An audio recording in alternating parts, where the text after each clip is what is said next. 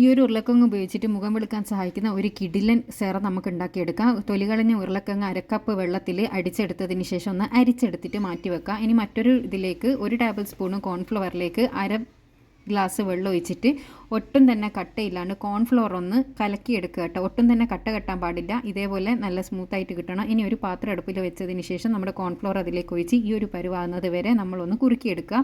തീ വളരെ ലോ ഫ്ലെയിമിൽ വെക്കണം കേട്ടോ. അതൊന്നും ചൂടാറിയതിന് ശേഷം അത് മറ്റൊരു പാത്രത്തിലേക്ക് ആഡ് ചെയ്ത് കൊടുത്തതിന് ശേഷം നമ്മൾ നേരത്തെ തയ്യാറാക്കി വെച്ച പൊട്ടാറ്റോ ജ്യൂസ് നന്നായിട്ടൊന്ന് ഇളക്കിയിട്ട് ഒഴിച്ചു കൊടുക്കണം. എന്തിനാണ് ഇളക്കുന്നതെന്ന് വെച്ചാൽ അതിൻ്റെ സ്റ്റാർച്ച് അടിയിൽ ചെന്ന് നിന്നിട്ടുണ്ടാവും.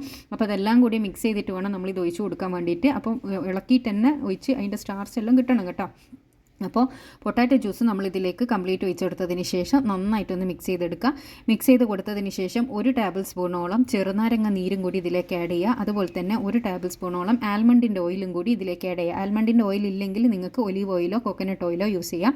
എല്ലാം കൂടി വീണ്ടും ഒന്ന് മിക്സ് ചെയ്തെടുത്തതിന് ശേഷം ഒരു സ്പ്രേ ബോട്ടിൽ അല്ലെങ്കിൽ ഇതേപോലെയുള്ള സെറം ബോട്ടിൽ ഒഴിച്ച് വെച്ച് നിങ്ങൾക്ക് ഫ്രിഡ്ജിൽ സൂക്ഷിക്കാവുന്നതാണ്. രാത്രി കിടക്കുന്നതിൻ്റെ മുന്നേ ദിവസവും ഫേസിലേക്ക് അടിച്ചു കൊടുക്കുക. എന്നിട്ട് ജസ്റ്റ് ഒന്ന് ഡാബ് ചെയ്ത് കൊടുത്താൽ മാത്രം മതി. കഴുകിക്കളയേണ്ട ആവശ്യമൊന്നുമില്ല.